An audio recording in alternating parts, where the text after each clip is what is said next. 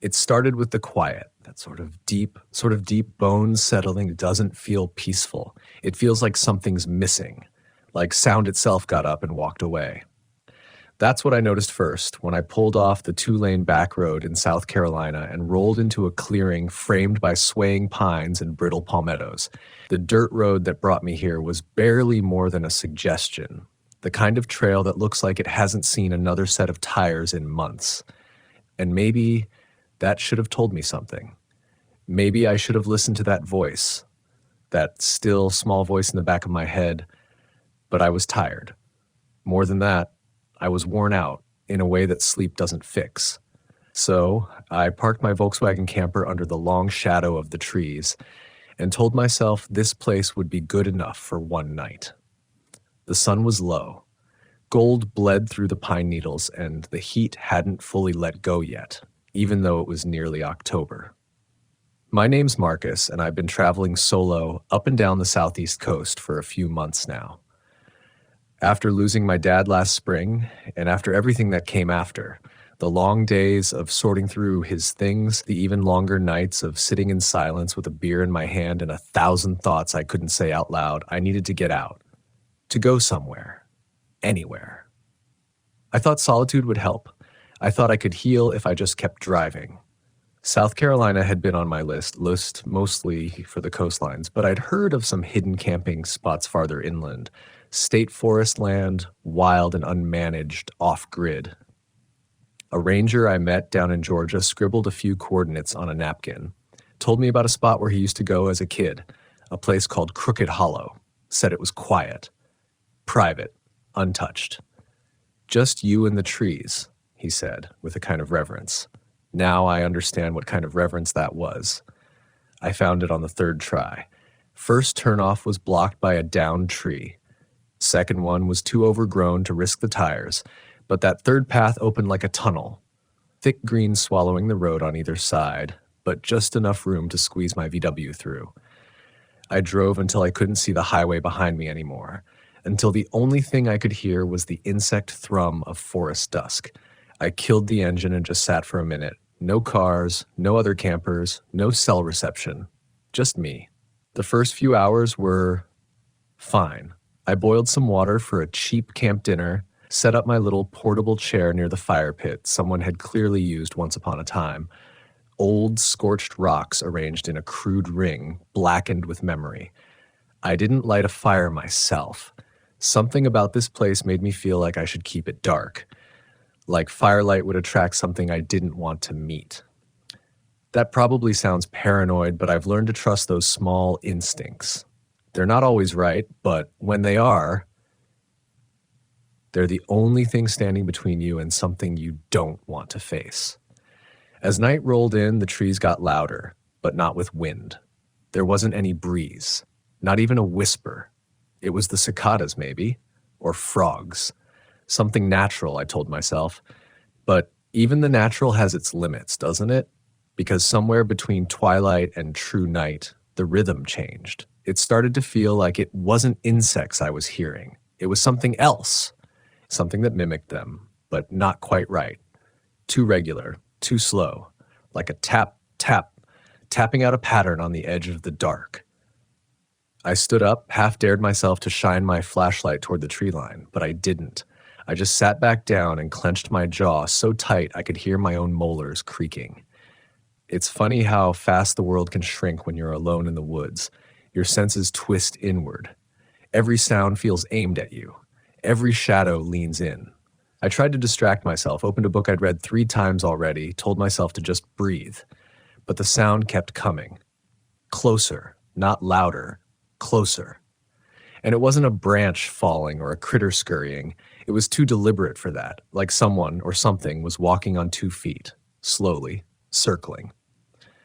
I shut the book and sat in the dark, listening to my own heartbeat in my ears. My VW camper was maybe 20 feet away. I hadn't locked it. I usually don't. I like to leave it open, feel like I'm still part of the forest somehow. But that night, something crawled over me, cold and sudden. I stood and walked briskly, not running, not yet, to the van, slammed the door behind me and locked every latch, top to bottom. That sound, that click of the lock, felt like the only barrier between me and whatever was pacing out there just beyond the trees. I sat in the driver's seat with the dome light off. My hands were sweating. I reached down for my knife, just a little folding thing I keep tucked into the glove box. I didn't even open it, just held it, like the shape of it might protect me. Then came the knock. Not on the door, not on the body of the van. It came from above. 3 slow, measured knocks, tap, tap, on the fiberglass pop-top roof of the camper. Not birds, not a falling branch. Too clean, too intentional. It was the rhythm that made it worse, like someone was asking to be let in. Like it was polite. I froze, didn't breathe, didn't blink, then silence, long enough to make me question whether I'd imagined it. Maybe it was a branch. Maybe I was just tired, on edge, and scrape. A long, slow drag of something sharp across the roof like fingernails on canvas. It moved from the front of the van all the way to the back, slow and steady, like someone was crawling up there, feeling their way forward. Testing. I don't remember deciding to turn on the headlights. I just did. Slammed my hand on the switch, and the high beams shot out into the forest, slicing through the trees, illuminating a wide semicircle of empty brush and dirt.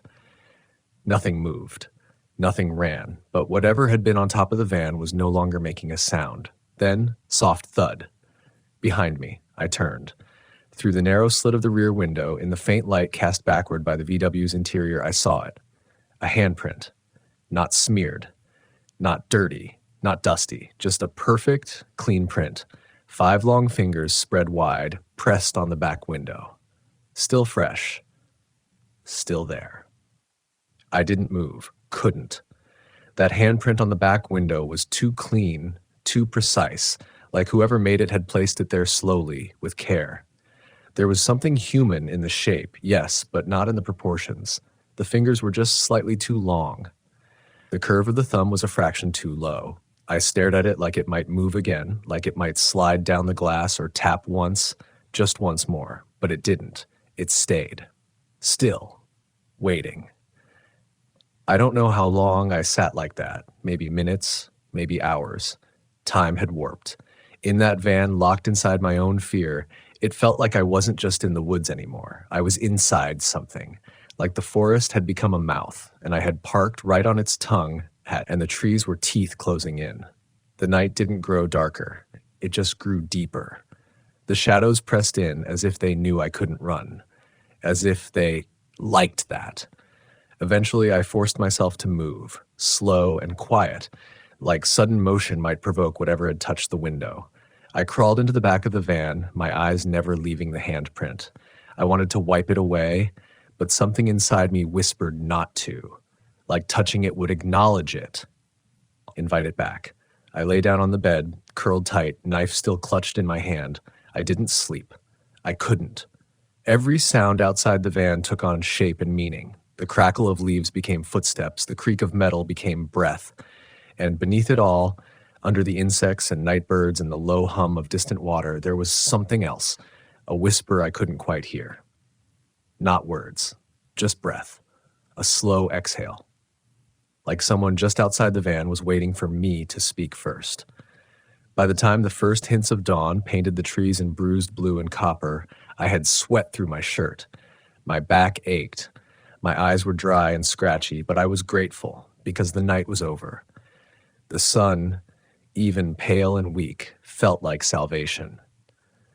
I climbed out of the van just after 6. The air was damp and heavy, filled with the sharp scent of moss and iron-rich soil. I walked a slow circle around the vehicle, scanning for footprints, signs of life, anything. But the ground was hard-packed, and if there had been any prints, they were already lost to dew. Except for the handprint. Still there. Still perfect. I left it. I drove out fast, didn't eat, didn't make coffee, didn't even fold the camp chair, just tossed it in the van like a body and peeled out of Crooked Hollow like it might close behind me. But here's the thing. The part I haven't told anyone else. I didn't go home. I should have. I should have taken that as a warning and driven straight back to Charleston or up toward Asheville, called a friend, checked into a motel, done anything else. But something in me, Something I don't understand even now, needed to know, needed to understand what happened. So I found the closest ranger station. It was run down. One of those old cabins built in the 70s, windows foggy with age, moss creeping over the shingles. I parked out front and walked in. The air inside smelled like mildew and coffee left too long on a burner. There was a man behind the counter, older, maybe late 60s. Ranger hat on the desk, sleeves rolled up, eyes too sharp for his age. I told him where I'd camped. Didn't say everything, just that I'd been up at Crooked Hollow and heard something strange. He looked at me for a long time, didn't speak. Then, very quietly, he said, "You're lucky." I asked him what he meant. He looked away, like he was weighing something. Then he pulled open a drawer and took out a thin binder. No title on the front, just a dusty plastic cover and yellowed pages. He flipped through it, slow and deliberate, until he landed on a map. Crooked Hollow was marked, a red dot, circled, labeled with one word, Shaw Decom. I asked him what that meant. Decommissioned, he said, no longer patrolled, not since '97. He didn't offer more, but I pressed him. He resisted at first, said it was old stories, backwoods nonsense, urban legends mixed with local tragedy. But the way he said it told me it was more than that. Finally, he sighed and leaned forward, elbows on the desk. "There's places in these woods that don't behave right," he said. "Places where things go quiet for a reason. That hollow's one of them." I asked him if anyone had died there. He paused again. "Not that we know of, but folks go missing. Not many, Sack, just one or two, every few years. Always solo, always off-grid, no bodies, no answers." He told me about a girl, 28, lived out of a converted van. She camped near Crooked Hollow in 2014. Sent a photo to her sister the night she arrived. After that, nothing. Van was found, door open, all her gear still there, like she'd stepped outside and never came back. Another man, 40s, experienced camper. Same story. Found his camp untouched, fire still smoldering. Car keys inside the tent, no footprints leading away, just gone. When I asked if he'd seen anything himself, he shook his head, but not like someone denying, like someone afraid to admit the truth. "I don't camp there," he said. "Never have, never will." I asked him why it hadn't been investigated. Why no warnings? He just stared at me and said, "Because there's nothing to investigate, and no one wants to admit that some places don't want us there." I left the station more confused than before, half convinced I'd imagined the whole thing. Maybe I was overtired. Maybe grief and isolation had finally cracked something open inside me. So I did something I still regret. I went back. Not all the way, not to the exact spot, but I drove back toward the forest edge, just close enough to see if anything had changed. I parked near the turnoff where the trail forked, one path leading back to the hollow, the other toward the marshlands. I sat there for a long time. Then I noticed something. The trees were quiet again, not peaceful, empty, no birds, no bugs, no rustling leaves, just that same unnatural silence that had greeted me the first time. And then I saw movement, not in the trees, in the rearview mirror. Something shifted in the back of the van. I whipped around, nothing there, no one, just my gear, my folded chair, my jacket crumpled in the corner, and the window, wiped clean. No handprint anymore, just a faint, damp outline, like someone had taken their hand away. Finally. I didn't drive away right away. I should have, I know that now. But there's a strange thing that happens when fear mixes with obsession.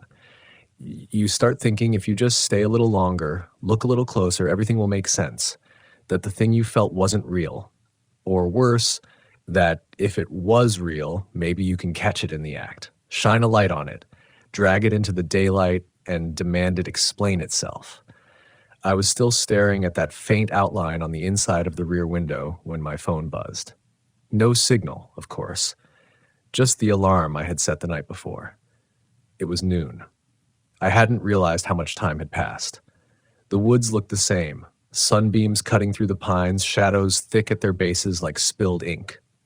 But the light didn't feel warm anymore. It felt hollow, like someone had built a perfect replica of day but forgot to fill it with life. I finally turned the key, started the engine, and drove back to a town called Oakhurst. Small, crumbling at the edges. The kind of place where everyone is either your cousin or your history teacher. I found a diner and sat for hours, picking at cold hash browns and sipping coffee until my hands stopped shaking. That's when I met her. She sat in the booth across from me without asking, just slid into the seat like she'd known me her whole life, or maybe mine. She had a sun-worn face, hair pulled back in a tight silver braid, and eyes that didn't blink enough. She looked at me, tilted her head, and said, "You saw it, didn't you?" I didn't respond, just stared at her, heart suddenly sprinting. "I can smell it on you," she said. "That place marks people." Her name was Luann, grew up in Oakhurst. She'd been a nurse, a hiker, a volunteer with search and rescue back in the 80s. She told me she used to camp deep in the forests before the state started fencing them off, before Crooked Hollow stopped being a name and started being a warning. "They say it's cursed," she said, stirring sugar into her tea like she was talking about the weather. "But curses are just stories wrapped around things we can't understand." She leaned in. "You didn't bring anything back with you, did you?" I didn't know how to answer that. "Some do," she whispered. "It latches onto your grief, your guilt, it's old whatever it is, older than the trees, older than the soil. You don't see it with your eyes, you feel it pulling, like it wants to be known." I asked her what she meant by it. Her lips thinned, like the word hurt to say. The locals used to call it the empty, like a hunger in the woods. It don't speak, it don't move unless you're alone, that's the rule. I asked her what happened to the missing people. She looked out the window, like she was watching someone walk by that no one else could see. "They don't die," she said. "They go quiet, like the place, like the land itself takes their breath and leaves the rest." It was then I realized something I'd missed until she said it that way. When I had been out there, when I was in the van, I'd never once heard my own breath, not even my heartbeat. Everything had been muffled, like I was listening from inside someone else's dream. She slid something across the table, a piece of paper, an old black and white photo, warped at the corners. It showed a group of campers standing around a fire, smiling. Mid-1980s by the look of the clothes. "That one's my brother," she said, pointing to a man on the edge of the group. "Went out to Crooked Hollow with some friends one night. Van just like yours." Only one person came back, wouldn't speak for 6 years. I looked closer. The edges of the photograph seemed wrong. The trees behind the campers weren't fully in focus, blurred not by the camera, but by something else. And at the top edge of the frame, just barely visible in the shadows above the trees, a shape. Not an animal, not a person, a smudge with form. Luann reached out and touched my hand. Her skin was dry and thin like parchment. "You're not done with it," she said. "It's still watching." That night I didn't sleep. I parked my VW in the back lot of a gas station that hadn't seen a working pump in 10 years. I locked every door, pulled the curtains, sat in silence with the photo still tucked in my jacket pocket. At 2:47 a.m., I woke up gasping. Not because of a nightmare, because the air was gone. There was no air in the van. The pressure had changed, subtle, but wrong, like I was inside a sealed jar. I fumbled with the lock, kicked the door open, stumbled into the night air, sucking wind like a drowning man.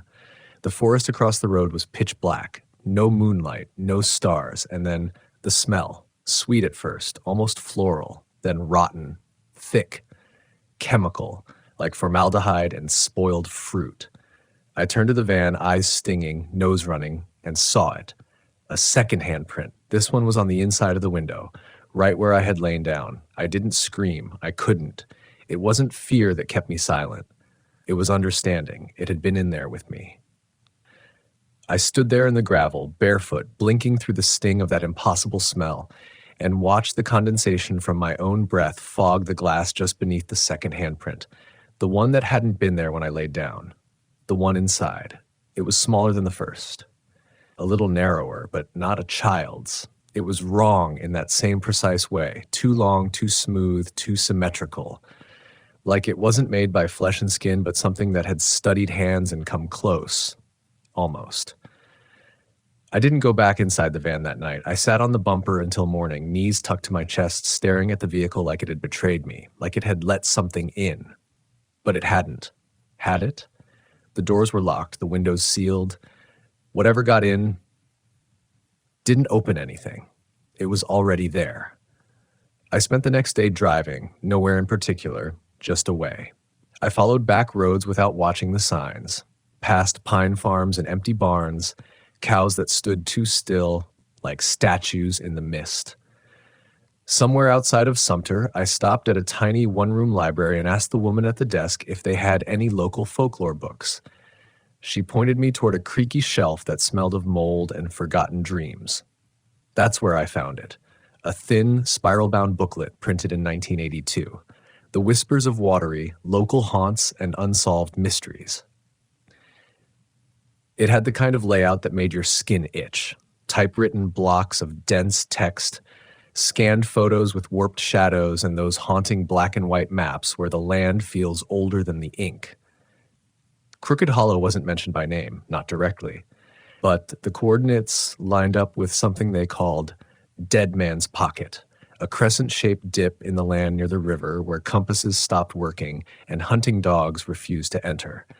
It said that native tribes avoided the area, called it Kalishi, the breathless place. According to one brief account dated 1883, a settler family tried to build a homestead in the hollow. They lasted 2 weeks, said the nights were tainted by voices that did not carry sound. The wife claimed she woke each morning with mud on her feet and no memory of walking. Their infant son vanished the final night. No struggle, no trail, just an empty crib and a pile of stones arranged on the floor where he'd been. I remember sitting there in that tiny library, fluorescent light flickering overhead, fingers numb from clutching that book and thinking, I am not dealing with a ghost. This was older. It didn't care about being seen. It didn't want revenge. It didn't even want fear. It wanted presence. It wanted to be acknowledged. I think that's why it leaves marks, not to scare you, but to connect to you, like an introduction, a handshake through the veil. By the time I got back to the van that afternoon, the second handprint had faded. Nothing visible on the glass. No strange smells. No noises. Just me and the same old VW. Faithful, familiar, and suddenly too small. I slept with the lights on that night. All of them. The dome, the reading lamp, even the little battery-powered lantern I usually kept for emergencies. I locked myself in, curled under the blanket, and told myself that if I could just make it through one night without anything happening, I'd go home. I'd give up the road. I'd trade the freedom for safety. But the lights didn't help, because the darkness came inside this time, not all at once. Not like a blackout. It started with a hum, low, below hearing, more of a feeling than a sound, like the air inside the van had begun to vibrate.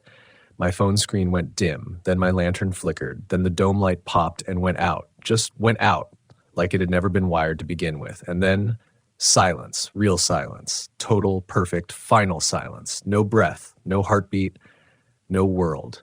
And in that silence, something began to press against my mind. Not a voice, not words, just presence. It filled the space around me without shape or mass. It leaned against my thoughts, like someone standing inches from your face in a pitch-black room. You feel them there, even when you can't see them. And it was curious. I don't know how to explain it better than that. It wasn't angry. It wasn't hunting. It was learning, feeling me, testing my shape, my memories. It flicked through my grief like pages in a book. My father's funeral, my mother's empty house, the years I wasted thinking I'd outgrow the ache. And then it did something I didn't expect. It showed me a memory that wasn't mine. I saw a man, maybe late 30s, climbing into a Volkswagen van almost exactly like mine. Same year, same model, different color. Red, not green. He looked tired, not scared, just hollow. He drove into a forest, parked by the same fire pit I had, sat in the same chair, drank from a blue enamel mug. I watched him sleep. And then I watched the handprint appear on his window. He never saw it, but I did. I tried to pull away from the vision or dream or psychic echo, whatever it was, but I couldn't. It held me, forced me to watch as he woke the next morning, yawned, stretched, and walked into the woods to relieve himself. He never came back. And in his place, a silence. A long, slow silence that tasted like wet stones and cold iron. Then I was back, in my van, still curled in the blanket, still clutching the knife, still alone, but not. I spoke barely above a whisper. "What do you want?" The air around me pulled back like an animal blinking in surprise, like it hadn't expected me to speak. Then came the knock. Soft, polite, inside the van, right behind my ear. 3 slow taps, tap, tap, tap. I turned. Nothing. Just the metal wall. No dent, no smear, no mark, but the presence was gone, for now.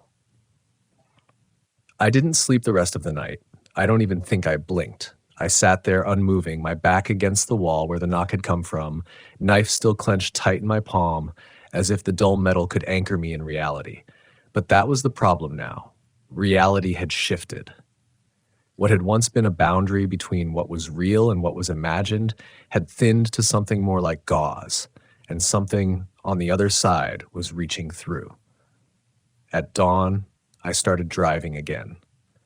Didn't pack, didn't eat, didn't even check the mirrors. I drove west without direction. The highway stretched out like a ribbon into the hills, and for the first few hours, I thought maybe I'd shaken it.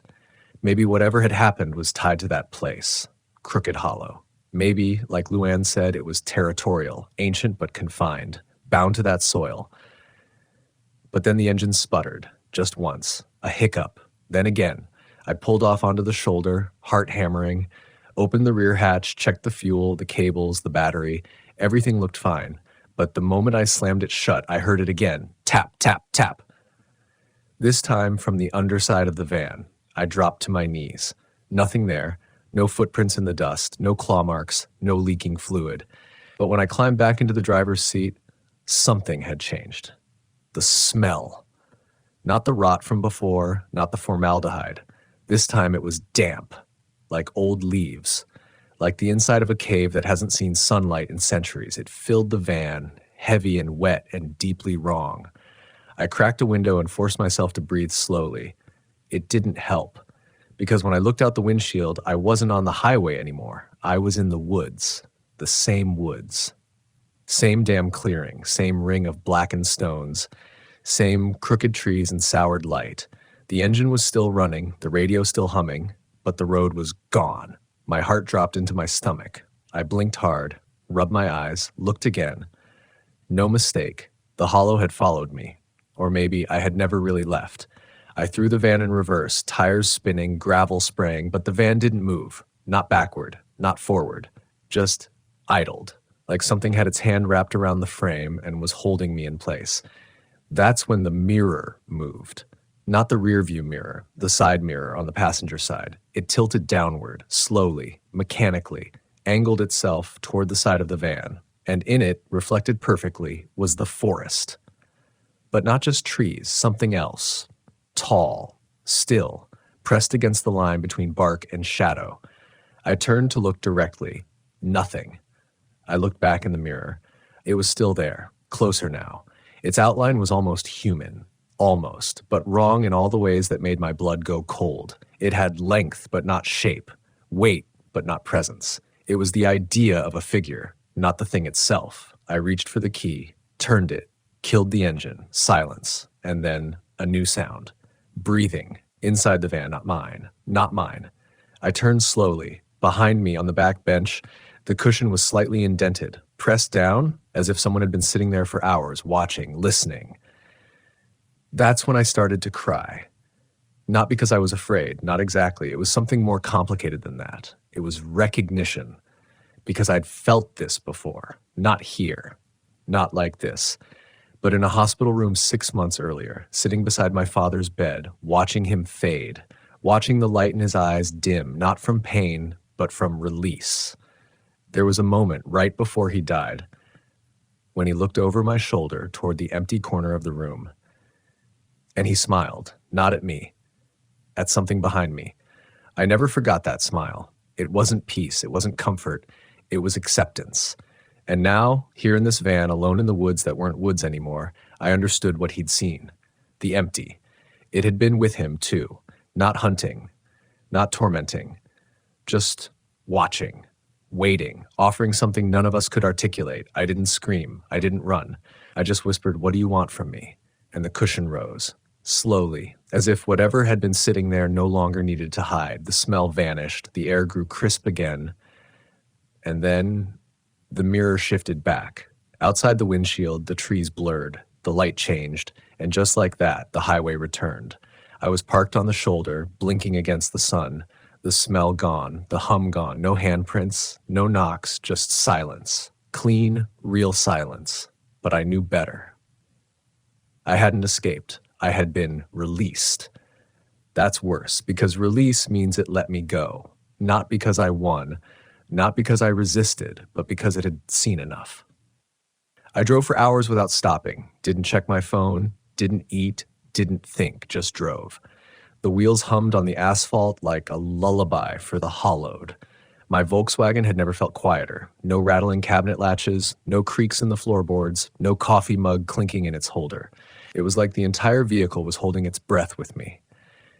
I passed through small towns, half forgotten, saw kids riding rusted bikes, old men squinting at me from porch swings.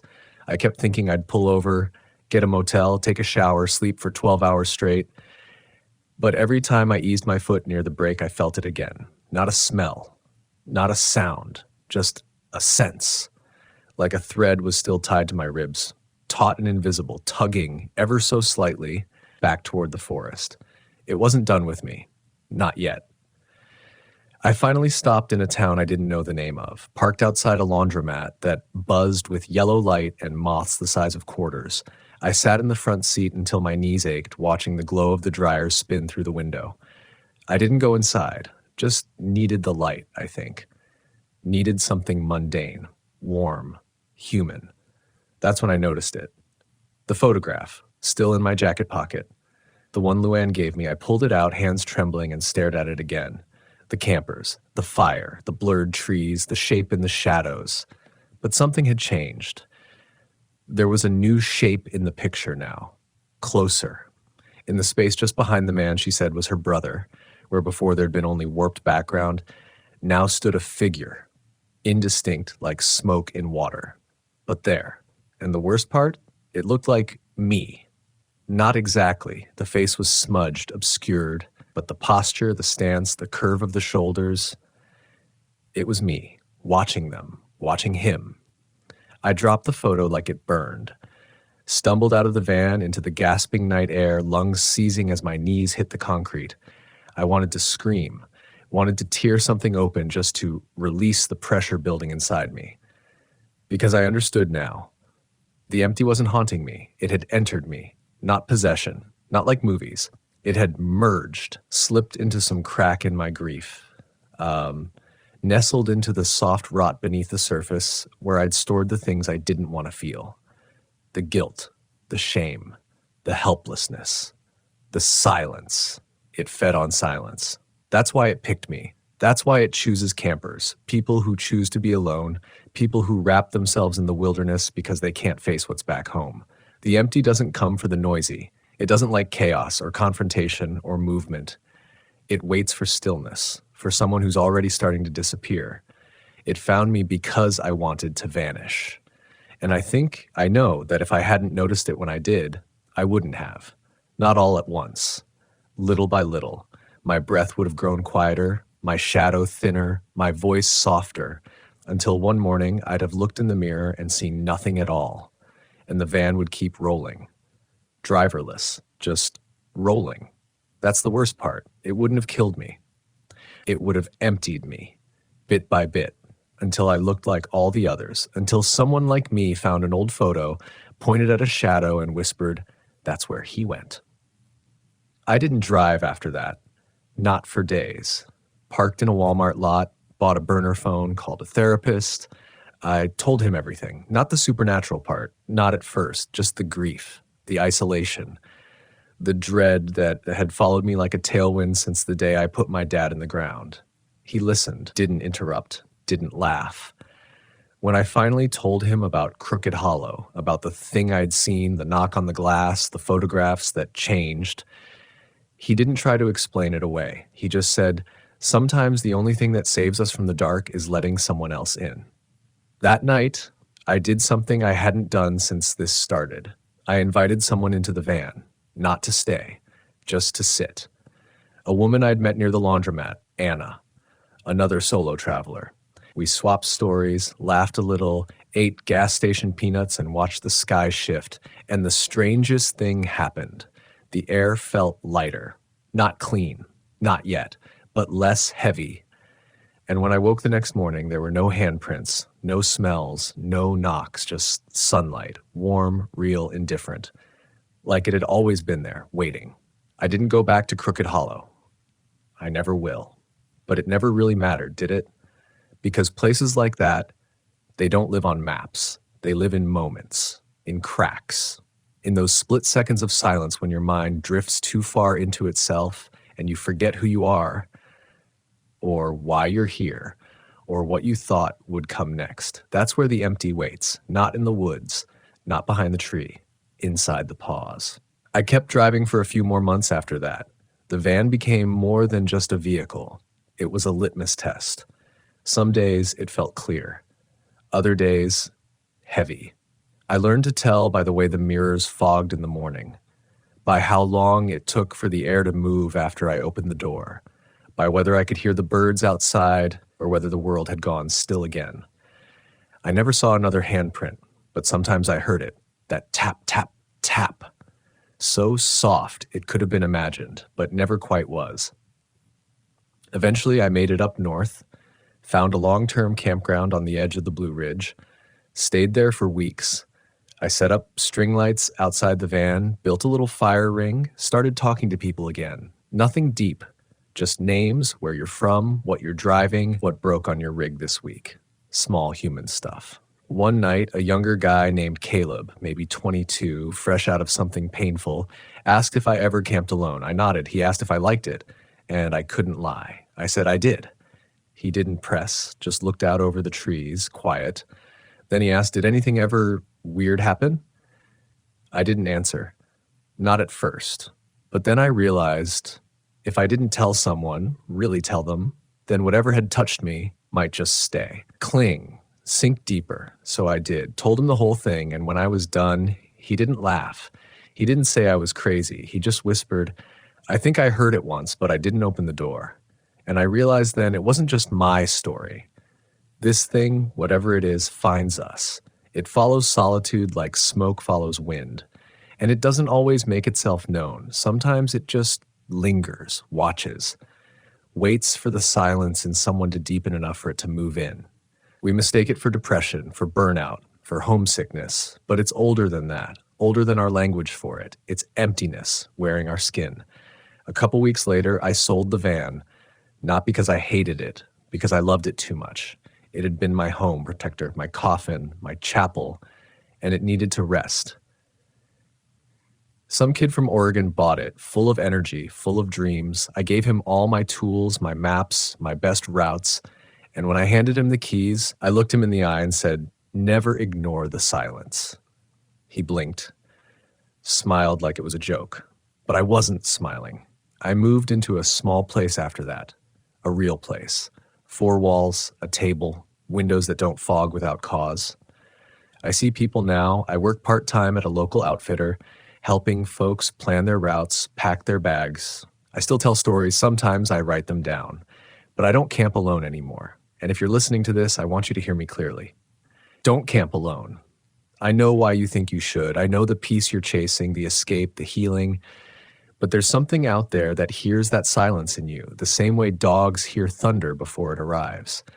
It comes not as a roar, but as a question, a knock, a breath, a shadow just slightly longer than it should be. And if you don't answer it, it might go away. But if you do, if you turn your head, if you say, "I'm listening," then you've invited it in. And once it's inside, it doesn't have to haunt you.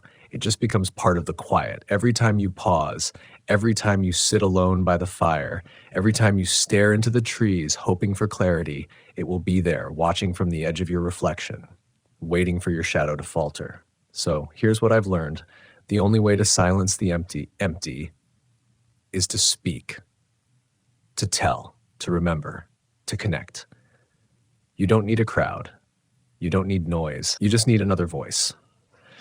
Another set of eyes across the fire, another heartbeat in the dark. Because the empty cannot grow where the air is shared. And I promise you, if you ever feel that hum again, if you ever hear the breath that isn't yours or feel the knock that doesn't come from wind, you'll remember this story. You'll remember me, not as a warning, but as proof.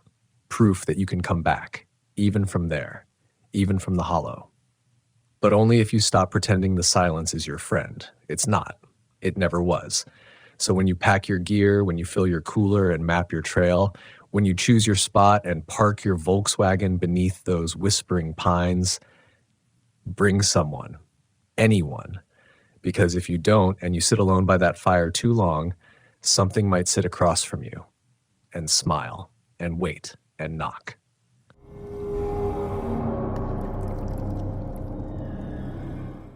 You don't notice the quiet at first, not really.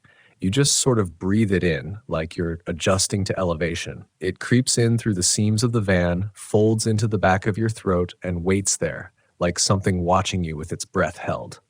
I remember the day I pulled into Sequoia National Park thinking it would be another escape, another dose of fresh air and solitude to clear my head. It was late October, and the trees had begun that slow, elegant death that makes the forest feel both beautiful and haunted. I'd taken my 1976 Volkswagen Westphalia up through the winding roads that crawl like fingers into the heart of the Sierra Nevada. The van hummed like an old friend, familiar, sturdy, a little temperamental. But that's part of the charm, right? We don't live in these things because we want comfort. We do it for the rawness, for the silence, for the stories. And God, I got one. I was 33 back then, single, no kids, the kind of person who disappears for weeks and resurfaces only to recharge at a laundromat or restock peanut butter and ramen. I'd been traveling alone for years by that point, slowly threading my way through national parks like I was following a buried trail. One only I could feel under my feet. That year, I'd already done Zion, Glacier, Olympic. I wasn't new to this, but nothing prepares you for what you can't explain. I set up camp at Potwisha, a modest site nestled in a bend of the Kaweah River. The campground was mostly empty, just me and 2 other rigs scattered under the oaks and pines. I picked a spot near the edge where I could see the tree line open up into brush. From where I parked, the river's voice was a distant murmur, soothing, repetitive, like breath in a sleeping chest. That first night, I cooked beans and rice over the stove in the van, cracked a beer, watched the sky shift from silver to navy to velvet black. I remember the stars. I remember the kind of silence that makes you think you're the last living thing on Earth.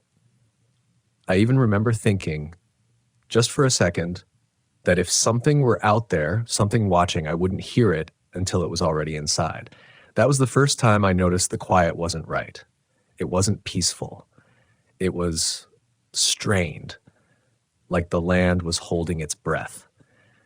But you learn to ignore those thoughts when you're alone in the woods. You rationalize. Your brain says you're just tired or you watch too many scary movies. You tell yourself you'll laugh about it in the morning. That's what I did. I tucked myself into the back of the van, zipped up inside my old sleeping bag, and let the river rock me to sleep. At 2:19 a.m., I woke up to the sound of knocking, not tapping, not branches brushing against the windows. Knocking. Deliberate. Measured. Like knuckles on wood. 3 knocks. Then silence. I lay there frozen, staring at the ceiling of the van like it could give me answers. The kind of fear that came over me wasn't loud. It wasn't panicked. It was cold and absolute, the kind of fear that empties your lungs before you can even scream. I didn't move. I didn't even blink. My ears stretched into the dark, trying to catch anything. Footsteps, breathing, the rustle of leaves. But there was nothing. Just silence again. Not even crickets. I waited for what felt like an hour. Eventually, I convinced myself I'd dreamed it. Maybe it was a branch. Maybe it was an animal. I was parked near the brush line, after all. I remember whispering to myself, that's how alone I felt. Whispering things like, it's nothing, and you're okay, and go back to sleep. I must have drifted off eventually because I woke up to sunlight and the chirping of birds. That normal morning sound was such a relief that I laughed out loud. Just a fluke. A dream. The knock was nothing. That's what I told myself, but that's how it gets you. That's how the land lulls you into letting your guard down. Later that day, I hiked the Middle Fork Trail, a moderate out-and-back route that winds through the forest and hugs the river. I passed maybe one couple all day. Other than that, it was just me, the trees, and the wind. I remember how still everything felt. The kind of still where your own footsteps sound wrong, where even the birds seem hesitant. Halfway through the hike, I stopped for lunch, a peanut butter sandwich and a lukewarm can of coffee I'd stuffed into my pack. I sat on a fallen log and watched the river move around rocks like it had done for 1,000 years. And then I heard it again. Knocking. This time it wasn't on the van. It was across the river. 3 knocks, slow, deep, like someone was hitting wood against wood. I stood up so fast I nearly lost my balance. My eyes scanned the opposite bank, but there was nothing. No one. Just trees, brush, and a crooked trail that disappeared into the shadows. I waited, heart pounding, telling myself it was a woodpecker or some natural echo I didn't understand. But no echo lasts that long. I didn't finish my lunch. I packed up, turned around, and hiked out faster than I came in. Every step felt like it was being watched. Like the trees had eyes, like the shadows were learning my shape. When I got back to the van, I did something I'd never done before in all my years of camping. I locked the doors in broad daylight. And then I sat there. Engine off, heart racing, listening, nothing. The air felt thick, like the forest was waiting for something. I wanted to leave, but I couldn't justify it. That's the worst part, the doubt. The voice that says, you'll look stupid or you're overreacting. The part of you that wants to be rational so bad you ignore your own instincts. You try to explain things away until they become something you can live with. So I stayed. One more night. Just to prove to myself that I wasn't losing it. But that night changed everything. Yeah. That night I lit no fire. I didn't want to draw attention. I didn't want the smell of flame or food wafting into the woods. I kept the curtains in the van drawn tight and sat in the darkness, listening. It's strange what you notice when your world is reduced to silence. The way your own breath becomes a noise you resent, the ticking of the van's cooling engine, the occasional creak of the metal frame as it settled, and beyond that, nothing. No wind, no night birds, not even the rustle of distant leaves. The quiet wasn't just an absence of sound. It was a presence, like something had laid a heavy invisible blanket over the whole forest. I started to feel like I was being smothered by it, like the air itself was pressing down on me. I hadn't even realized how tightly I was gripping the edge of my seat until my fingers started to cramp. Around midnight, I crawled back into my sleeping bag, fully clothed. I kept a flashlight clutched in one hand and a hunting knife, one I'd barely used in all my travels, within reach of the other. Sleep didn't come easy. I drifted in and out of shallow dreams, each one painted with the same theme, knocking, always knocking. Trees that whispered my name, a figure at the edge of the brush just outside the reach of light. Then, just after 3 a.m., I woke up again. But this time, it wasn't knocking. It was breathing. Not mine. Not close. But just outside the van. Low, ragged, strained, like someone who'd been running, or someone who didn't know how to breathe like a person anymore. The hair on my arms stood up, my throat closed. I didn't move. I barely even dared to blink. The breathing circled once, slowly. I heard the leaves crunch near the driver's side, then the faintest brush of something against the window. Still, I didn't move. I just lay there, shivering inside my bag, while the thing outside decided what to do. Then it stopped. The breathing, the movement, everything. And then came the knock, 3 times. This time, right against the rear panel. A knock that was not made by an animal. It had rhythm, deliberation. I couldn't take it anymore. I flicked the flashlight on and shouted. Not words, just noise. A raw sound that was half terror, half rage. I lunged forward, unlocked the front seat, and blared the horn with my palm until my ears rang. The woods lit up with the echo. Still. Nothing. No footfalls running away, no sounds of retreat. Just the van, the horn, and the echo of my own panic bouncing off the trees. I didn't sleep again. I sat in the driver's seat shaking, gripping the steering wheel like it could anchor me to something real. By dawn, I'd made my decision. I was leaving. I didn't care if I looked paranoid. I didn't care if it was all in my head. But when I stepped outside to unhook my power cable and stow my gear, I found something. On the back window of the van, written in long vertical streaks of dew, was the shape of a handprint. But it wasn't quite a hand. The proportions were off. Too narrow at the palm, too long at the fingers. No thumb. Just 4 long streaks where someone had dragged across the glass from top to bottom. There was no mistaking it. It wasn't natural. I didn't even bother brushing it off. I just threw everything in the van, locked up, and got the hell out of there. As I drove down the winding roads that led back toward civilization, the sun bleeding gold through the trees, I felt this overwhelming urge to cry. Not from fear, from grief. Like I just narrowly escaped something ancient, something I was never supposed to see. I didn't tell anyone at first. Who could I tell? What would I say? That I ran from a knock in the woods? That something breathed outside my van and left a handprint on my window? People like me. We're supposed to be tougher than that. We're van lifers. Wanderers. We tell stories around fires about mountain lions and sketchy gas stations, not haunted forests. But something followed me after that. Not physically, emotionally. I'd park in places that used to feel like home, and suddenly they'd feel wrong.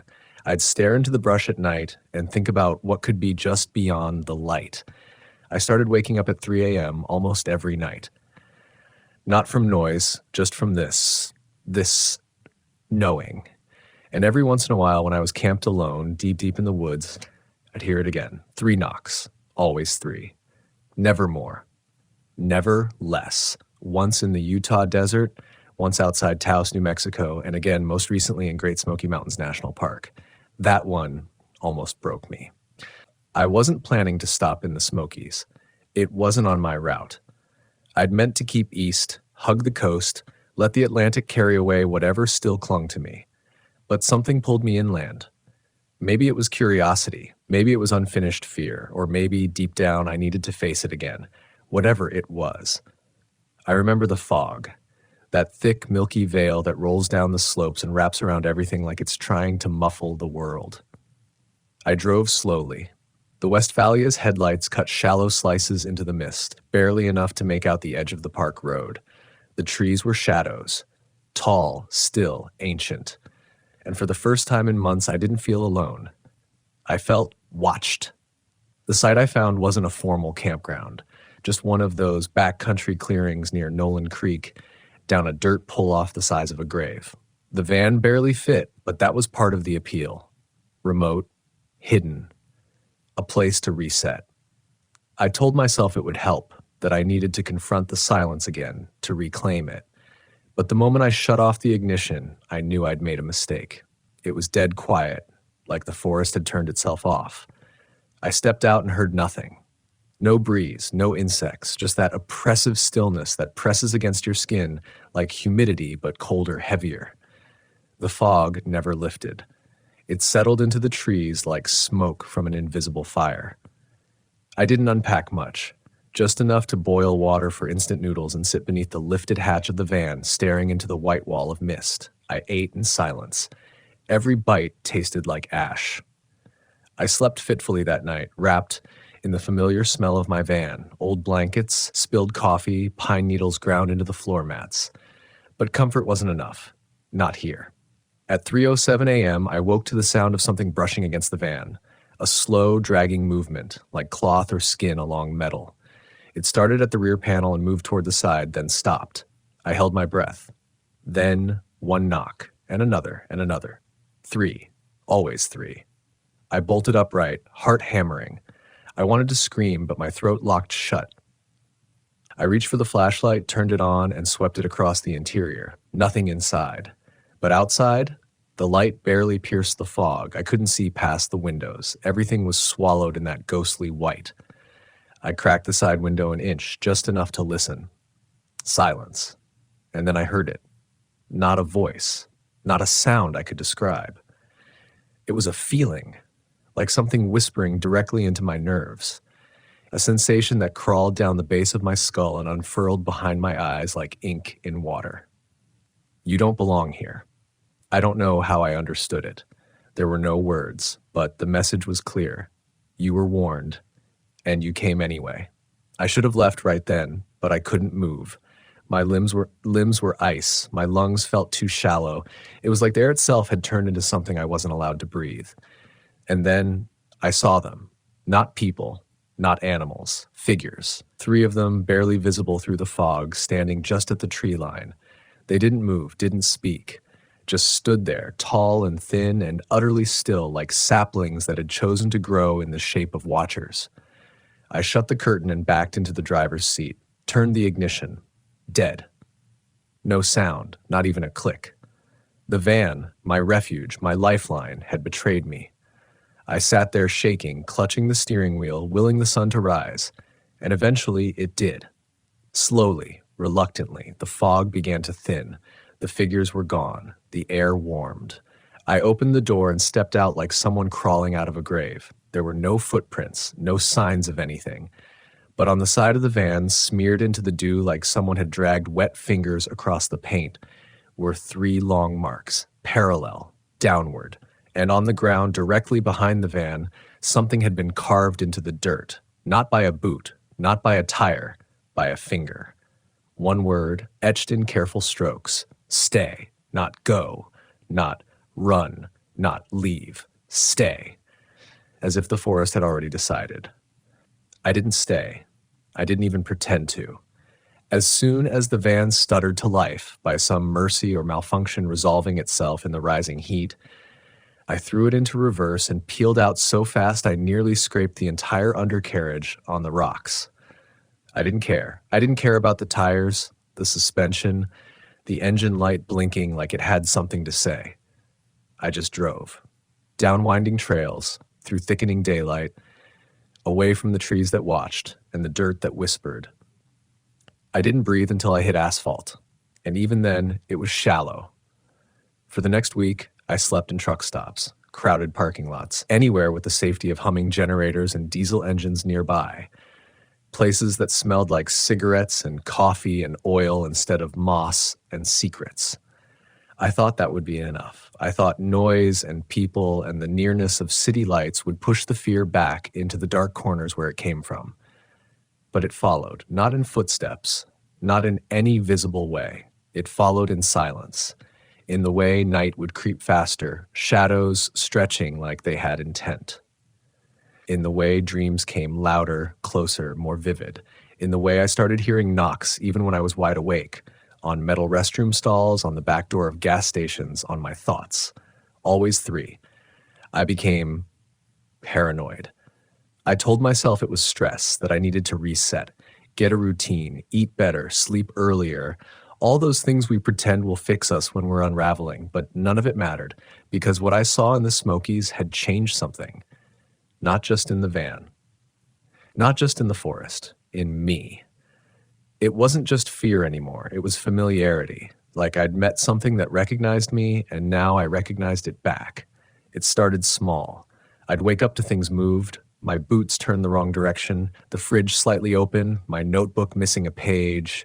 Things I could explain, sure, easy to brush off until I couldn't, until the dreams started bleeding into the day.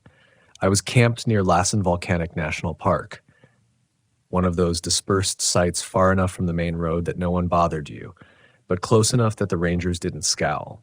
I'd parked beneath a canopy of Douglas firs, thick and dark, with needles like soft carpet underfoot. It was the kind of place I used to love, quiet, cool, isolated. But now silence felt like a threat. I spent most of the day trying to hike it off, breathe through it, act normal. But by sunset, the anxiety had turned sharp, like something just beneath my skin wanted out. I couldn't shake the feeling that I wasn't alone, not just in the woods, but in my own head, like something had slipped inside when I wasn't looking. That night, I stayed awake, just sat in the van with the lights off, eyes straining against the windows, knife resting, I think, on my lap, breathing shallow. And then, somewhere around 2:30, I heard something new. Not knocking, not breathing. Laughter. Just a single laugh. Not loud. Not manic. Just wrong. Like someone imitating joy without knowing what it meant. It came from the trees, and it echoed. Not like sound bouncing off trunks, but like it multiplied, mirrored itself in every direction until I couldn't tell where it started. I didn't move. I didn't even look.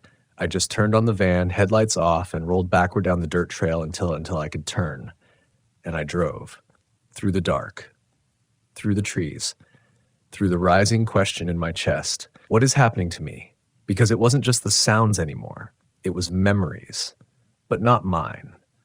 Visions that came when I blinked. Flashes of faces I didn't know. Places I'd never been. A boy sitting alone by a fire, crying. A woman with her hands in the dirt, digging. A man running through mist, barefoot and bleeding and laughing like it didn't hurt. I started writing them down, filling pages with what I saw, what I heard, what I dreamed. I didn't know why. Maybe I thought it would make it less real. Maybe I thought naming it would kill it. But the more I wrote, the more I saw. The more I saw, the more I remembered. Not my own past, but something older. Something beneath the parks, beneath the trails, beneath the rocks we think are ancient. A memory that belongs to the land itself, and we are not welcome in it. I stopped camping for a while after that, rented a room in a small town just north of the Grand Canyon, a place where the locals didn't smile too long, where the sheriff always looked tired, where everyone pretended not to see the stranger in the van who barely spoke. But they knew. They felt it. One night, I talked to an old man at a diner. He'd been a ranger once, back in the 70s. Said he'd patrolled parks from Yosemite to Denali, lived off-grid for decades before coming back down to where people stopped listening to the wind. He looked at me like he knew before I said a word. "You've been marked," he said. I didn't ask what he meant. He just nodded toward the window. "They don't like it when you leave," he said. "They like it better when you stay." I left the diner with his words echoing behind my ribs like a second heartbeat. They don't like it when you leave. That phrase dug its claws into me, rode shotgun in my brain, repeating itself in rhythm with the tires as I pulled away from town. I didn't know where I was going. I just knew I couldn't stay, couldn't sleep under a ceiling, couldn't stand the dry electric hum of rooms built to keep nature out. It felt like they were pushing me back, like the parks were calling me home, but not the way you remember a home. No warmth, no welcome, just inevitability. I tried to resist, I really did. But after a week of sleeping in the van in parking lots and empty fields, I found myself driving north, toward Glacier National Park, toward the trees and the silence and the terrible familiarity of being preyed upon by something that never shows itself. Not really, just lingers. Just waits. The roads got narrower, the air colder, the sky that sharp kind of blue that makes you feel like you're under a giant dome. I found a clearing off a remote trail near Bowman Lake. Not a formal site, but flat and dry and hidden enough that I thought I could disappear there for a while. I parked the van, turned off the engine, and just sat. It was quiet, but not wrong. Not at first. There was birdsong, the whisper of trees breathing in wind, the gentle chatter of insects tracing their invisible paths through the underbrush. It felt normal. And that terrified me, because I knew by now it always starts this way. I didn't unpack, didn't hike. I just stayed near the van, sat beneath the awning with a thermos of coffee and my notebook, watching the day lean into dusk. I didn't write this time. I just stared at the blank pages. My hands trembled too much to keep the pen steady. The sun slipped behind the trees like it was retreating. And that was when I heard it again. The sound I now recognized instantly. the one that made my spine knot and my blood slow. 3 knocks, but this time, they came from inside the forest. Not beside me, not behind the van, not nearby. Deep. So deep I shouldn't have heard them at all. But I did. And they weren't just knocks this time. They were answers. Farther in, I heard 3 more. Then again, each set farther out, fainter, like ripples echoing in all directions. I stood up, flashlight in hand, knife tucked into the back of my waistband, and turned slowly to face the tree line. Something moved between the trunks. I didn't see it. Not clearly, but the way the light shifted, the rhythm of the shadows, it wasn't the wind, it wasn't an animal. It was intentional. I backed into the van, locked the doors, pulled the curtains tight, and that's when I heard the voice. Not outside. Inside. It came from the sink, from the floor, from the seams of the van itself. You've seen too much. The voice didn't sound like mine. Didn't sound human, but it knew me. Knew the way I smelled when I was scared. Knew the way my heart staggered under panic. Knew the dreams I hadn't shared with anyone. You should have stayed. I wanted to scream. I wanted to beg. I wanted to drive until the world disappeared behind me. But the van wouldn't start. Of course it wouldn't. It never starts when it matters. I curled into the front seat, knees to chest, hands pressed over my ears. I whispered to myself over and over, "This isn't real. This isn't real. This isn't real." But I knew it was. Because when I finally found the courage to pull my hands away, the knocks had stopped. And something was standing outside the driver's side window. Not a person, not a shadow. Something shaped like both. Its face, if you could call it that, was smooth, flat, like the memory of a face long forgotten. No eyes, no mouth.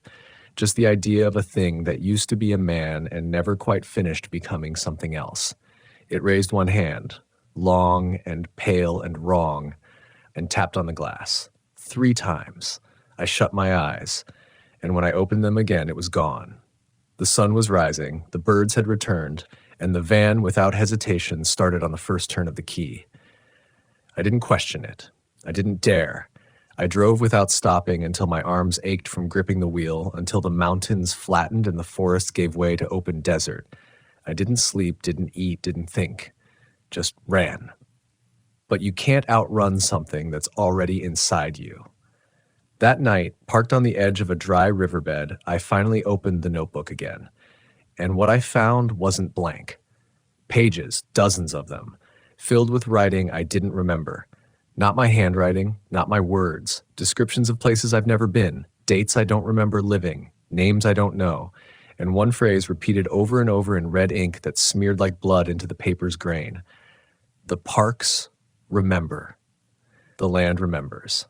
You don't belong. I didn't sleep that night. I just sat there, notebook in my lap, reading those words over and over like they might change if I stared long enough. The parks remember. The land remembers. You don't belong. The wind picked up around midnight, dry, bitter. It carried dust and whispers. Not voices, not sounds, but feelings, like regret scraped raw and drifting across bone-dry stone. I kept the doors locked, flashlight on, knife out. But none of it mattered anymore, because I knew now the danger wasn't just in the woods. It wasn't just the knocking or the shadows or the smooth-faced thing that had looked through the glass like it knew me. The danger was memory. And memory was becoming me. You see, when you spend enough time alone in wild places, something starts to shift. You stop measuring time in minutes and start hearing it in bird calls. You stop trusting what your eyes see and start believing what your skin feels. And somewhere in all that quiet, something waits for you to forget who you are so it can remind you. And I was starting to remember things that never belonged to me. Like the boy who drowned in Yellowstone in 1964. I saw it in a dream, but the cold stayed with me for days. I tasted the water in my sleep, muddy, metallic, final, like the woman who vanished in Big Bend in 1979. Her screams echo through my skull some night, and I still feel the thorn brush tear at my legs like I ran with her. Like the man, the thing in the Smokies. The one I keep drawing even when I don't mean to. Smooth face, long hands, staring. They're not stories, they're memories. They live in the dirt, in the rocks, in the bark of trees older than time. And when we park our vans on that land, when we sleep on it, bleed on it, bury our fears in its soil, we become part of it, or it becomes part of us. I tried to leave the desert the next day, turned west, hit the 10. Drove toward California thinking maybe the ocean would wash it all away, but every mile made the air feel heavier. The knocks started again. In my head, in the steering wheel, in the wheels over pavement. 3, 3, 3. I pulled into a rest stop somewhere outside Joshua Tree and broke down in the bathroom, ugly, primal crying, the kind that makes your stomach hurt. I looked in the mirror and didn't recognize myself, not just the beard or the weight loss or the sunburned skin, but the eyes. They were old, older than me, older than anything human should carry, and I realized I hadn't been alone in that van in weeks, maybe months, maybe longer. There's something that rides with you out there in the wild, something patient, something hollow. It doesn't rush, it waits, watches, lets you convince yourself you're safe until the moment you finally stop running. Then it knocks. Always 3. Always enough to make you wonder if you imagined it. But I don't wonder anymore, because that night I drove into Yosemite, not because I wanted to, because I had to. Because something inside me needed to go back to finish the loop. I took a back entrance through Tioga Pass. The sky was storming, clouds swollen with heat and memory. The van groaned against the wind, but I didn't slow.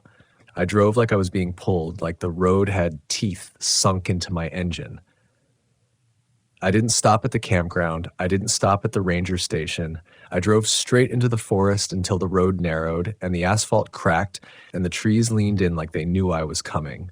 Then I killed the engine, and I waited. The silence welcomed me like an old friend. And in that stillness, in that terrible endless hush, I said it out loud for the first time. I remember. And the forest breathed. Not with wind, not with life, but with recognition. Like it had been waiting for me to admit it. I stepped out of the van, no flashlight, no knife, just me and the forest. And as I walked into the trees, barefoot, shirtless, shaking, I could feel the earth shift beneath me, like it was opening a door. And the knocking started again. But this time, I wasn't afraid, because the rhythm wasn't a warning anymore. It was a welcome. The deeper I walked, the more familiar everything felt. Not familiar like deja vu. Coming home. The trees weren't trees anymore. They were silhouettes of things I used to know. Towering shapes whose roots carried memory instead of water. The moss smelled like old fire. The dirt under my feet pulsed warm like something sleeping just beneath it. And still the knocking continued. 3, 3, 3, sometimes far, sometimes near, sometimes inside me. I didn't flinch anymore. I didn't question the shadows that moved with me, beside me, through me. Because by then I understood. This wasn't about fear. Not anymore. This was about belonging. You don't realize how loud the world is. Cities, news, apps, people always talking until it's all stripped away. And what's left isn't quiet. It's truth. The land remembers. It remembers everything, not just the footsteps and the trash we leave behind, not just the names etched into picnic tables or carved into trees. It remembers us, the things we don't say, the things we bury, the guilt, the grief, the things we did when no one was watching. The forest sees all of it. And in those parks, in those wild, ancient pockets of stillness, we're not tourists. We're offerings. I walked for hours, or maybe minutes. Time doesn't move the same out there. Eventually I reached a clearing, dead center, an old fire ring long since abandoned, moss-covered and half collapsed. I knew it before I saw it. I'd been there before. Not in this life. But somewhere. I sat down, crossed my legs, and listened. To the wind through hollow logs. To the soil shifting beneath me. To the breath of something old, something enormous, exhaling through every pine needle and blade of grass. And then I heard the voice again. You came back. It didn't sound like before. It sounded like me, like the echo of a thought I hadn't finished forming yet. I didn't respond. I didn't need to. The forest already knew. I closed my eyes and I saw them, all the places I'd been, all the campsites, all the moments I'd tried to dismiss as coincidence or paranoia. And behind them all, one thread, one presence, something that sleeps beneath the national parks. Not evil, not good, just ancient. Older than names, older than prayer, older than the idea of safety. And it waits for the ones who wander too long, for the ones who let the silence in, for the ones who've seen too much and still come back. When I opened my eyes again, the world looked different. The trees didn't feel like strangers anymore. The wind didn't whisper warnings, it whispered my name. And that was when I understood the truth. I didn't survive those encounters. Not really. I was the story. I was the face in the fog, the hand on the glass, the knock in the dark. Somewhere along the way, I stopped being a camper and started being a memory. A shadow passed down from fire pit to fire pit, a cautionary tale that smells like rust and pine, a whisper in the mind of someone sleeping alone in a van in the woods. Maybe I still drive. Maybe you'll pass me someday. Old VW, green and rusted, curtains drawn tight. Maybe I'll wave, maybe I won't. But if you ever hear knocking, just 3 in the dead center of the night, don't look out the window. Don't open the door. Don't answer. Because once you answer, the land remembers you, and it never ever forgets.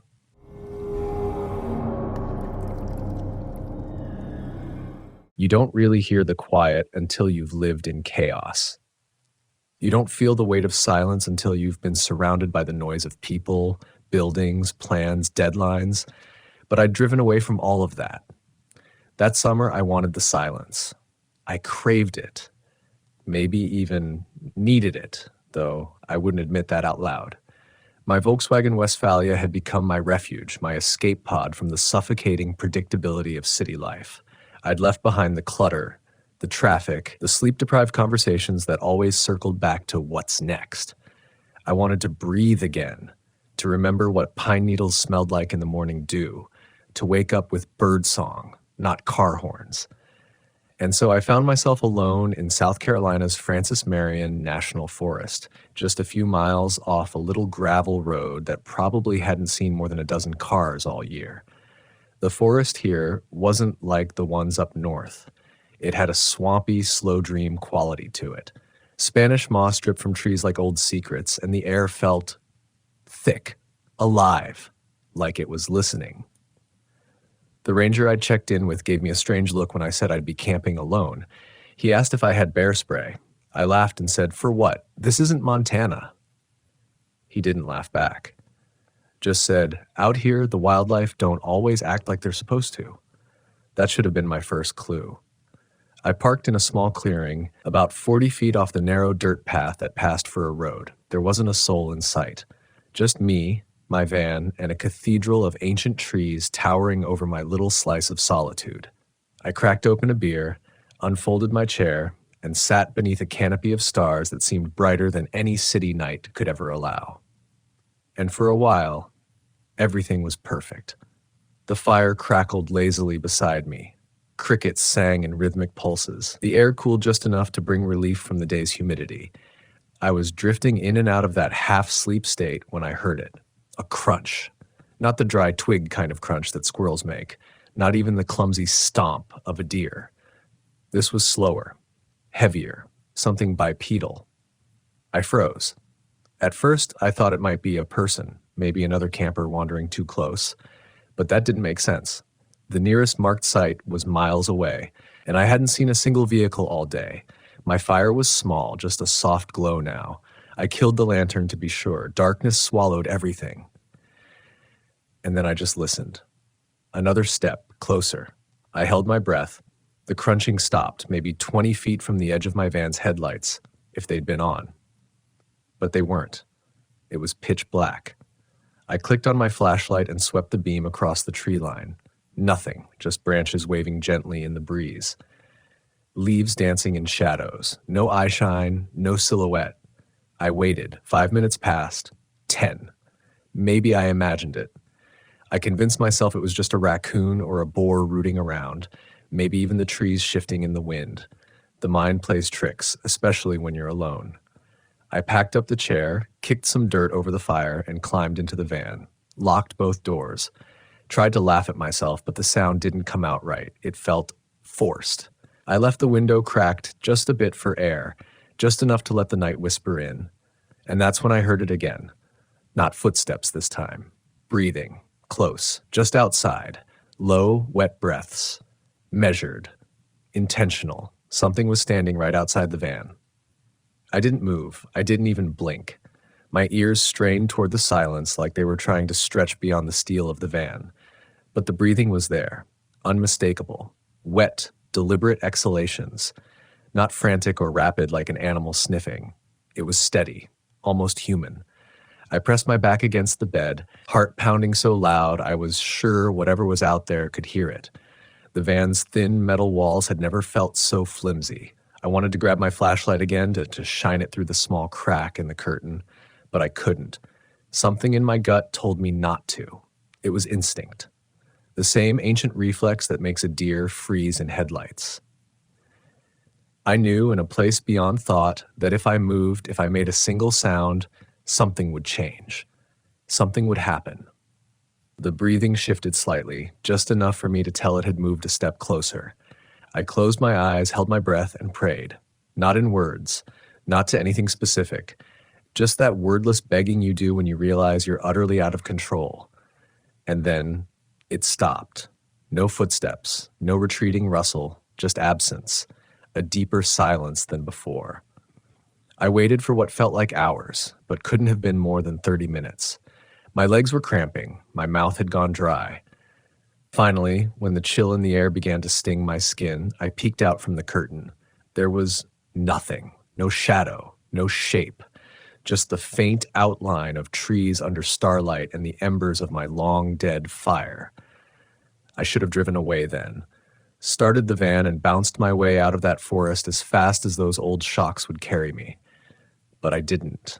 I told myself it was a dream. Maybe I dozed off in the chair and imagined the whole thing. Maybe I was just letting fear get the best of me. By morning, the rationalizations had taken root. Sunlight has a way of bleaching out fear. Everything looked normal again, even beautiful. Birds chirped, a squirrel darted up a tree. I stepped outside, brewed coffee on the little propane burner, and tried to laugh at myself. But I couldn't shake the unease, like waking up with a word on the tip of your tongue that you know you should remember, but can't. I glanced around the van and spotted something that pulled me right back into the terror of the night before. Tracks, not boot prints, not paw prints, something in between. 4 toes, wide, spaced oddly far apart, no claws, no clear heel. The impressions were shallow but distinct, about the size of a man's hand, and they circled the van, completely, all the way around, even by the window where I'd cracked it. I didn't touch the coffee. I packed up in 10 minutes flat, too shaken to think straight. I drove with my foot pressed too hard on the gas, bouncing along the dirt road until the forest thinned and the sun hit my windshield full force. I made it to a general store at the edge of a small town, I think it was McClellanville, and filled up on gas, still wired from the adrenaline. The old man at the counter noticed how twitchy I looked and said, "You camped in the woods, didn't you?" I nodded. Told him about the tracks. He didn't laugh. He just shook his head and said, "You ain't the first to see 'em. You won't be the last." I asked him what he meant. He leaned in and lowered his voice like he didn't want the shelves to overhear. "That forest, things move in it. Animals that ain't quite animals. Seen too many hunters come back with eyes too wide and mouths clamped shut. You sleep in that swamp long enough, something's bound to take notice." I laughed, nervously. Told myself it was just a southern ghost story, a way to scare tourists. But I didn't go back to Francis Marion, and I didn't sleep well for a week. You'd think that'd be the end of it. That one eerie night in the woods would be enough to scare me straight. But fear has a strange memory. It fades, changes shape, and by fall I was back on the road again, heading west. Colorado this time. High altitude, pine forests, elk and moose, not swamp things. But I wasn't done learning about wildlife. Not even close. And not everything that stalks you walks on 2 legs. The leaves had just started to change when I crossed into Colorado. That strange mix of gold and fire sweeping through the mountains like the forest had caught its breath and let it out all at once. The air was dry and thin, the way it only is at elevation, and for the first time in weeks, I felt calm again. Frances Marion had left a scar, but I'd managed to pretend it had scabbed over. I told myself I just needed open skies and solid trails to forget the way that breathing sounded, wet and hungry, just outside my window. So I headed north of Durango, somewhere between Purgatory and a forest road numbered something like 571, maybe 572. I don't remember. The names all blur together when you're living out of a van. What I do remember is the silence. Not peaceful, not dead, just still, as if everything had paused for something, like nature holding its breath before a storm. I'd parked the van in a small clearing that looked out over a shallow valley. Snow still clung in the shadows, though the days were warm enough to hike in just a shirt. A river cut through the rocks below, just a sliver of silver from where I stood. No other campers, no rangers, just me, a notebook, and the quiet. The first day was bliss. I took a long hike along a narrow game trail that twisted up past the ridge. Saw elk prints in the dirt, a few scraped trunks where a bull had his antlers raw, nothing unusual. I even laughed when a marmot popped its head out from the rocks and scolded me. It felt like the forest was introducing itself politely. That night, I built a small fire, cooked dinner over the coals, and leaned back in my camp chair with my boots crossed, watching the sky turn ink black above the pines. The moon rose late, thin and distant, and I remember thinking how cold it suddenly felt, even with the flames licking the edge of my boots. Then came the smell. It hit me like a wave. Not rot, not decay, but meat, raw, wet, metallic. It filled my nose and coated my tongue before I even realized I was breathing through my mouth. The fire didn't smoke. Nothing had burned. It was just there, like the wind had shifted and brought it with purpose. I stood up, suddenly alert. The trees didn't move, the air didn't stir. But that smell stayed, heavy, sour, like something had been killed nearby but not eaten. I grabbed my flashlight and scanned the perimeter of camp. Still nothing, no movement, no eyes reflecting the beam. But then I noticed something else. The silence wasn't natural anymore. It was hollow, absolute, no wind in the trees, no insects, no distant owls, just the crackle of firewood collapsing in on itself. The smell faded after a while, and I told myself it was just a nearby animal carcass. Maybe a deer, maybe an old kill-a-bear had buried and dug back up. I'd read stories about that. I tried to believe it, but belief is brittle when you feel watched. I went inside the van early that night, locked the doors again, this time without hesitation. I laid there with my sleeping bag zipped to my chin, staring at the ceiling, listening for anything. At some point after midnight, I must have drifted off, but not for long. I woke to the sound of something brushing against the van. Not hitting it, not scratching it, brushing. Like fur, like something big, heavy, dragging along the metal panels just beneath the window. A low thump followed as if a shoulder had leaned too hard into the side door. Then silence again. I didn't move, didn't breathe, just listened. And then, unmistakable, I heard the click. The handle on the sliding door jiggled, softly, not yanked, not forced, just tested. I sat up with a jolt, grabbed the hunting knife I kept wedged in the gear net above the bed. I crept toward the window, my heartbeat rattling in my throat like a trapped bird. I peeked out through the tiniest crack in the curtain, and what I saw made no sense. There were no eyes, no face, no animal, but there were prints in the frost, all around the van, dozens of them. Not elk, not bear, something wider, deep, almost, padded, some with long drag marks behind them like tails or claws, and all facing inward, toward me. I didn't sleep the rest of that night. I sat in the driver's seat with the keys in hand, headlights off, staring out into the woods as the frost melted and morning peeled away the shadows. When I stepped out at dawn, the prints were gone, completely. The frost had erased them, or something had.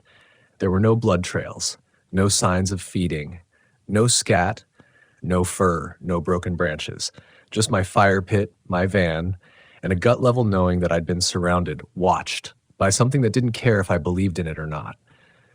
I left that day without looking back, and once again I told no one. Because what do you say? There was a smell and then nothing. There were prints, but they disappeared.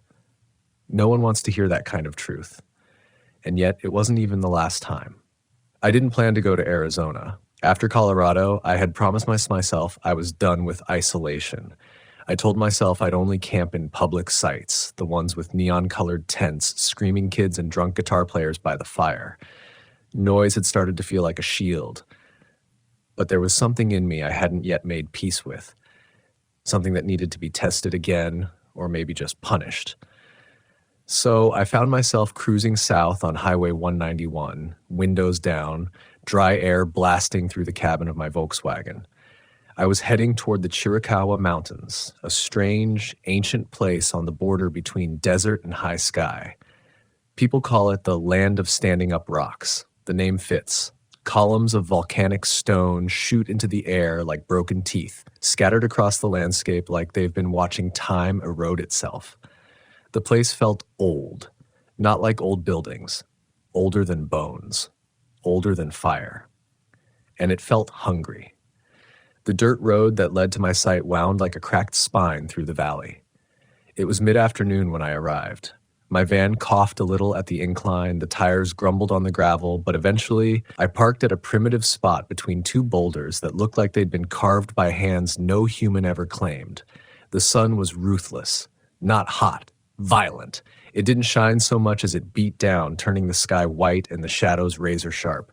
I set up a minimal camp. No fire, just shade. A jug of water. I didn't want anything to draw attention. And that's the thing. I already felt watched. Not like in South, not even like Colorado. This was different. This wasn't something approaching from the trees. This was something already here.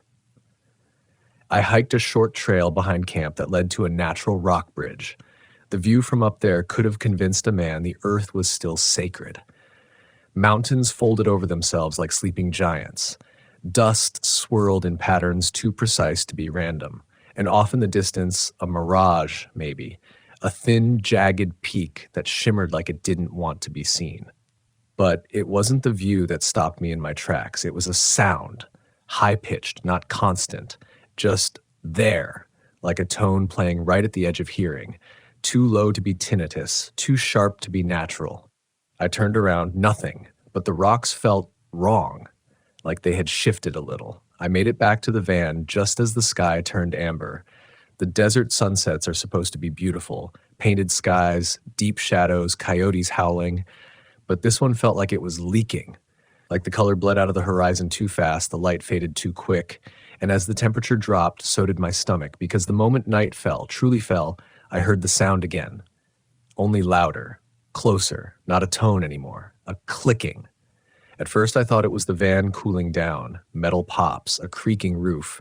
But this wasn't mechanical. This was organic, like claws tapping stone. 3 clicks, silence, 3 more, like a signal. And then came the worst part. The eye. Just one, reflecting from the darkness between 2 rocks near my van, amber yellow, too low to the ground for a person, too high for a dog, not moving. Just open. I locked the van, closed the curtains, and waited. For what I didn't know, but the clicking didn't stop. It moved in a circle, around me. Again. I knew that sound now. I'd heard it before, in different shapes in different forests, but it was always the same pattern, like something watching, measuring, judging. I gripped the steering wheel, turned the ignition, nothing. The engine didn't turn, didn't cough, didn't even click. My chest tightened. The battery was fine this morning. Everything had worked. I tried again. Nothing. I could feel sweat crawl down my spine despite the cold. The clicking grew louder, faster, not random anymore. Rhythmic. Purposeful. I turned off all the lights, sat in silence, and I whispered, "Not again, not again." But it was again, only worse. Because now I knew. This wasn't just wildlife. This wasn't some misidentified predator. This was something that found people like me, the ones who camped alone, who wandered too deep, who didn't tell enough people where they were going. This thing, these things, they followed patterns. They moved, not across distance, but across memory. I reached for my journal, the one I'd been keeping since the first encounter. I started writing, fast, messy, by flashlight. I needed to leave something behind, something real, something human, just in case. And then a knock, 3 taps on the rear window, slow, deliberate, and then silence. I didn't move, didn't breathe, didn't blink, and then a voice. Not words, not human, but mimicry, a shape trying to sound like a voice. And it said my name. It said my name, twice. The first time it sounded almost right, like a recording played through wet cloth. The second time it was clearer, sharper, like someone had said it enough times to get it almost perfect. My name, spoken in the dark by something that should not know it. I felt everything in me rebel, not just fear, something deeper, a primal wrongness, like the world had slipped sideways, like gravity had stopped working the way it was supposed to. I stared at the rear window, didn't move, didn't speak. The flashlight was trembling in my hand. I flicked it off. Darkness swarmed in. Then came the scratching, not claws, not nails, but fingertips, dragging across the window glass, soft, slow, curious. I snapped. I couldn't do it again. The stillness, the waiting, the hoping it would pass. I threw the door open, leapt into the desert air, didn't care if I was barefoot, didn't care if I had a plan. I just ran, over the rocks, past the boulders, up the incline. My lungs burned immediately, thin air slicing down my throat, my legs screaming at the cold-stung dirt. I didn't look back. Every instinct in my body begged me not to look. I heard it behind me, not running, gliding, like something moving without weight. And underneath that, the clicking again. Faster now. Excited, I crested a ridge, stumbled, fell hard onto my hands and looked up, and that's when I saw them. Eyes. Dozens of them, watching me from the dark ridges above the valley, not glowing, not reflecting. Open. Every one of them trained on me. I collapsed. Not from pain, but from knowing. Knowing I wasn't just being hunted, I was being studied. This wasn't survival, it was observation. I laid there, skin torn, breath ragged as something crept to the edge of my vision. Long fingers, charcoal dark, reaching forward like a spider testing a thread. It touched my ankle. And then, light, blinding, searing light, a spotlight from nowhere, a beam so pure and intense it burned the shape away, just gone like mist in a furnace. The world screamed with it. Everything went white, then silent, and when I opened my eyes, I was back, in the van, just before dawn. The engine hummed quietly. The flashlight lay on the floor, no scratches on the glass, no footprints in the dust. And worst of all, no journal. Gone. Erased, like I'd never written it at all. I don't remember driving away, but I did. Miles passed before I felt real again, before I could taste water, before I stopped checking the mirrors every 3 seconds. Even now, I don't know what happened that night. Was it a break in time, a dream laced with something ancient, or something real, some force, some intelligence, pressing against the thin paper wall between the world we know and the one we deny? I don't have answers. Only moments, only fear. But here's what I know now. The wildlife, it's not always wildlife. Sometimes the creatures in the woods and deserts and mountains are more than teeth and claws. Sometimes they look like shadows with too much thought behind them. Sometimes they say your name, and if they do, if you hear them call, don't answer. Don't listen. Don't run. Just remember this, they only notice the ones who come alone. They only follow those who linger in silence, and once you've seen them, they never stop seeing you. I drove for hours without stopping. Didn't eat. Didn't speak. Didn't even let music fill the air. I wanted nothing. Not even the sound of my own thoughts. Just the hum of the engine beneath me, that tired old Volkswagen pressing forward through the flat line of daylight, tires spinning like I could outrun the memory. But you can't outrun the things that watch from behind your eyes. And when the adrenaline bled out, when the sun dipped, and I found myself parked beneath a highway overpass outside some nowhere town in New Mexico, that's when the silence returned.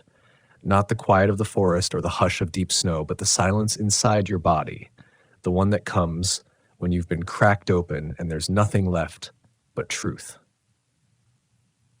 And the truth was, I wasn't sure who I was anymore. You go into these places with a backpack full of optimism, a map, a plan, a belief that you're out here to reconnect with something, with nature, with yourself. But what they don't tell you, what no one tells you, is that the wild doesn't always want to be your teacher. Sometimes it wants to unmake you, piece by piece, strip away your names, your stories, your sense of what is and isn't real. I sat on the van floor that night, legs pulled to my chest, every light turned off, the desert wind humming through the cracks in the seal. I thought about calling someone, an old friend, a sibling, anyone, but what would I even say?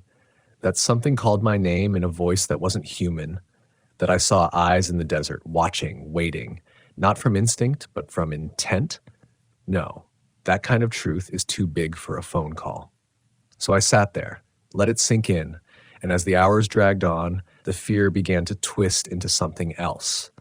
Not acceptance, not peace, but understanding, because I had been warned every step of the way, that ranger in South Carolina, the old man in the general store, even my own instincts screaming at me in the back of my skull, and I'd ignored them all in the name of freedom, solitude, whatever poetic nonsense I'd told myself to make this journey feel noble.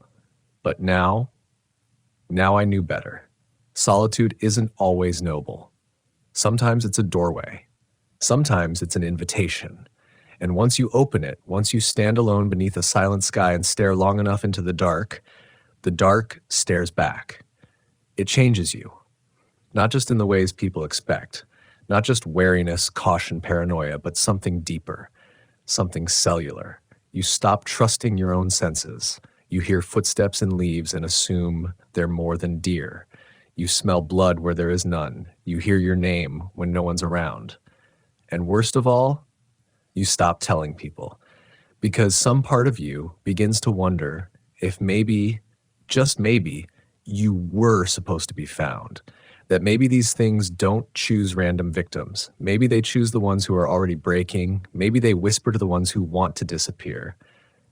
But I didn't disappear. Not fully. I'm here, telling you this.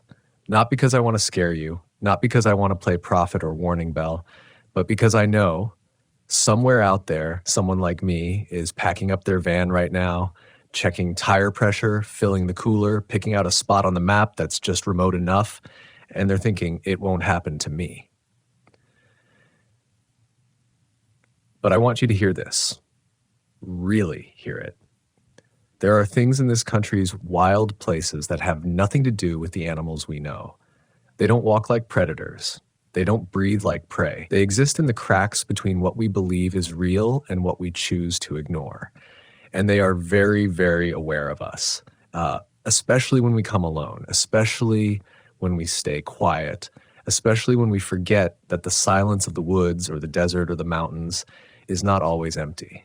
So if you're heading out there, if you're rolling down some forgotten forest road in your Volkswagen with the stars overhead and the promise of peace waiting just beyond the firelight, listen carefully. Trust your instincts. Respect the stillness. And if something calls your name in the dark, don't answer. Don't run. Just hold your breath and wait. Because if you move, if you break the moment, that may be all it's been waiting for. And once it knows you've heard it, it never forgets. The end.